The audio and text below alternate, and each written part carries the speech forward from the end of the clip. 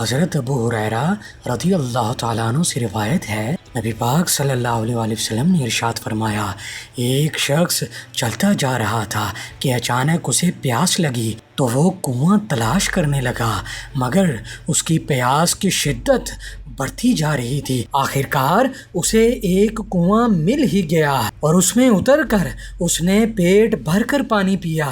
اس کے بعد وہ کنویں سے باہر نکل آیا۔ جب وہ باہر نکلا تو اس نے دیکھا ایک کتا کھڑا ہے، اسے بھی پانی کی پیاس کی شدت تھی، جس کی وجہ سے اس کی زبان خشک تھی اور وہ کیچڑ چاٹ رہا تھا۔ اس شخص کے دل میں ترس آیا۔ اس نے سوچا جیسا میں پیاس کی شدت سے بے حال تھا ویسے ہی تکلیف اس کتے کو بھی ہو رہی ہوگی، تو وہ شخص دوبارہ کنویں میں پانی لینے گیا۔ اس نے اپنے چمڑے کے موزے میں پانی ڈالا اور اس کو اپنے منہ سے پکڑ کر کنویں سے باہر نکل آیا اور پھر وہ پانی اس نے اس پیاسے کتے کو پلا دیا۔